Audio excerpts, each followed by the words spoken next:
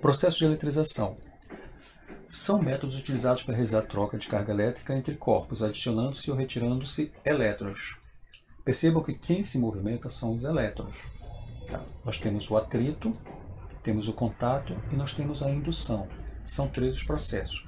No atrito, corpos inicialmente neutros, feitos de materiais diferentes, ao serem atritados um contra o outro, adquirem carga elétrica de sinais opostos. Lembrando que eles estão neutros e são de materiais diferentes. No final ficam com cargas opostas, ao esfregar um contra o outro.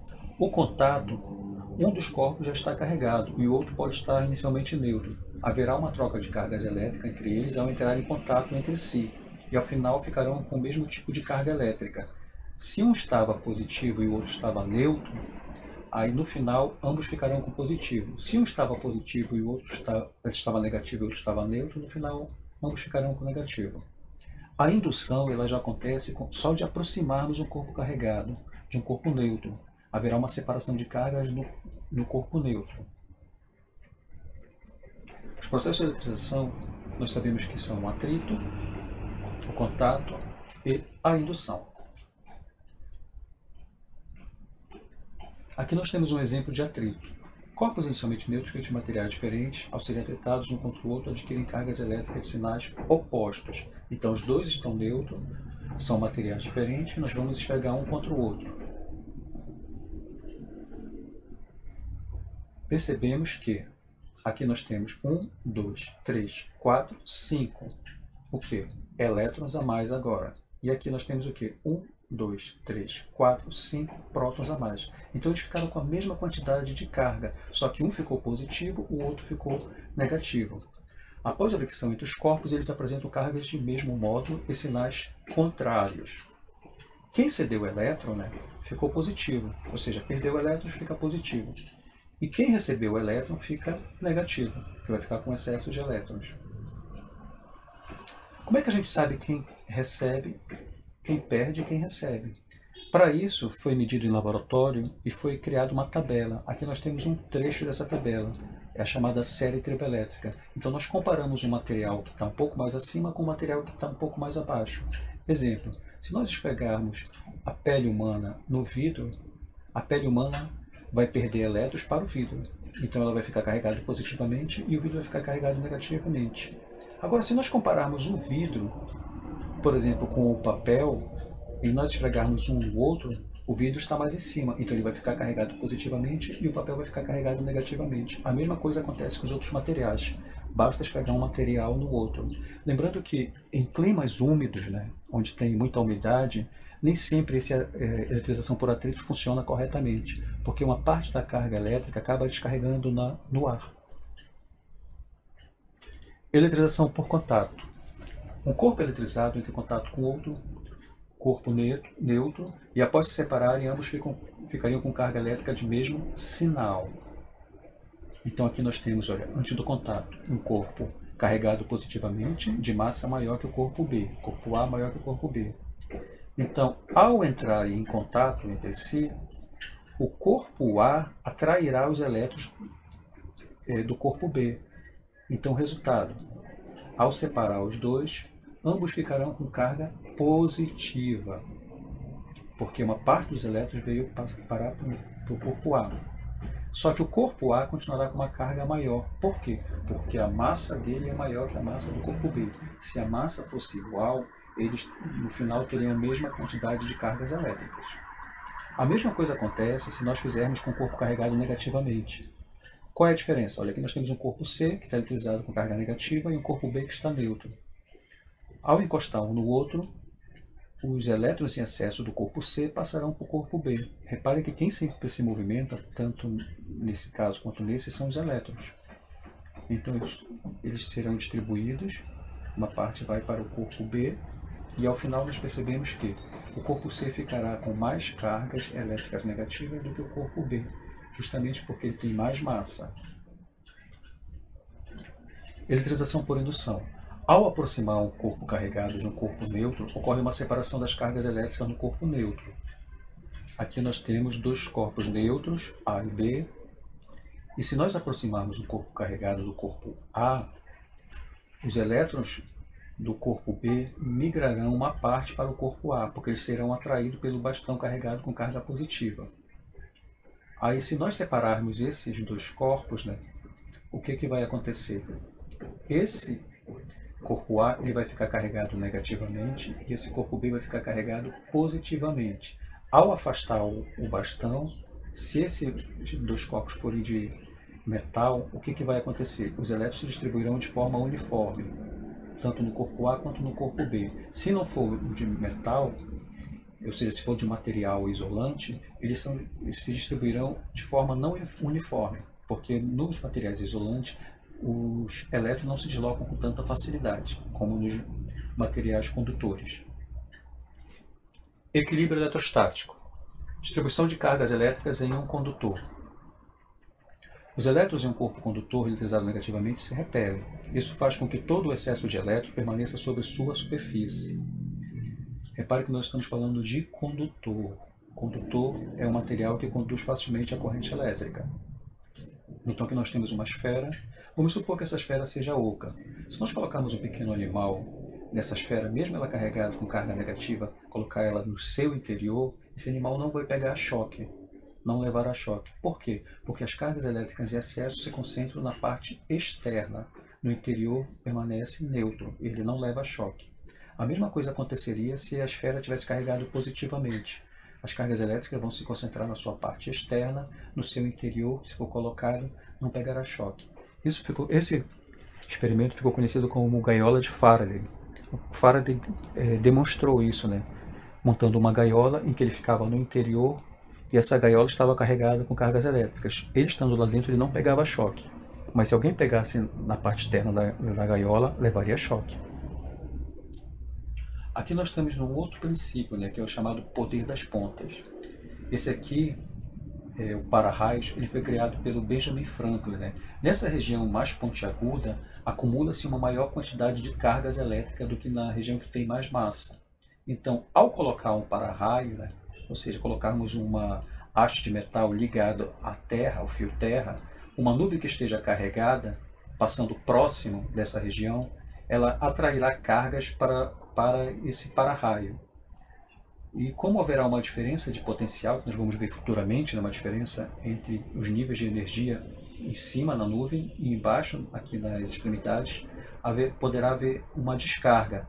E essa descarga ocorrerá onde? Na região onde tem maior concentração de cargas elétricas, no para-raio. Exercício 1. 3 pequenas esferas metálicas A, B e C, idênticas, estão eletrizadas com cargas mais 12Q, mais 9Q e menos 6Q. Q está sendo utilizada uma unidade de carga genérica, somente para simbolizar. Lembrando que carga elétrica são utilizadas a letra C de Coulomb. Bom, essas cargas elas foram estão eletrizadas e entraram em contato simultâneo entre elas. O que quer saber é quanto cada uma vai ficar com carga no final. Como é que a gente vai resolver? A gente vai observar que as cargas metálicas são idênticas. Se elas são idênticas, né, no final elas têm que ficar com a mesma quantidade de carga ao entrar em contato entre si, porque elas vão distribuir de forma uniforme. A quantidade total antes tem que ser igual à quantidade total depois. Então a esfera A tem 12Q, a esfera B tem 8Q e a esfera C está negativa, menos 2Q. Então nós vamos utilizar essa fórmula aqui, né? A quantidade total em A vai ser igual à quantidade de A mais B mais C dividido pelo número de esferas que entraram em contato. Então nós vamos substituir os valores 12, que é o que tem em A, mais 9, que é o que tem em B, menos 6, que é o que tem em C, dividido pelo número de esferas. No final nós vamos encontrar 15 dividido por 3. 15 dividido por 3 dá 5, né? Então nós teremos uma carga na esfera A de 5Q. E na esfera B e C seria quanto? O mesmo valor. Por quê? São esferas idênticas, que elas distribuíram de forma uniforme. Ok? Exercício 2. Determine a carga elétrica de um condutor que, estando inicialmente neutro, perdeu 5 vezes 10 a 13 elétrons. Dado. Carga elementar. 1,6 vezes 10 a menos 19 Coulomb. Nesse caso aqui, a quantidade de elétrons é 5 vezes 10 a 13 elétrons. E nós sabemos que a carga elementar é 1,5 vezes 10 a menos 19 Coulomb. Então nós vamos utilizar esta fórmula.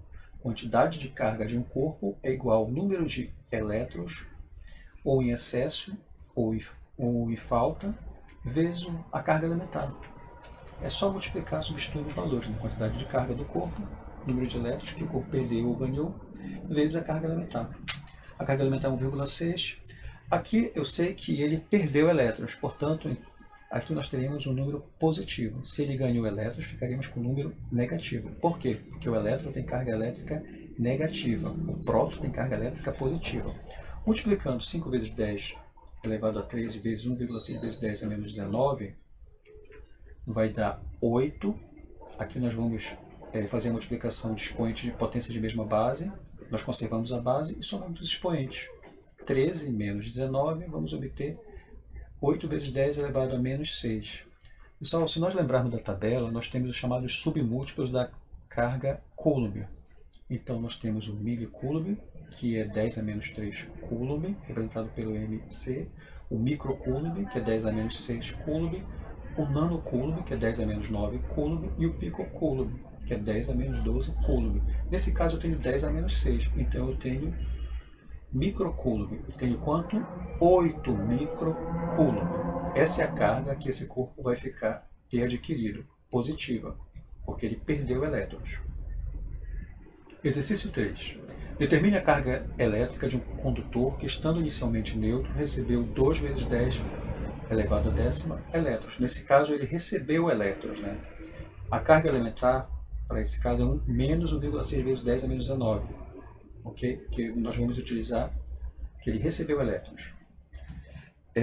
A fórmula você já conhece. Quantidade de carga, que é Q, é igual a N, que é o número de cargas que ele recebeu ou perdeu, vezes a carga elementar, que é 1,6 vezes 10 a menos 19 coulomb.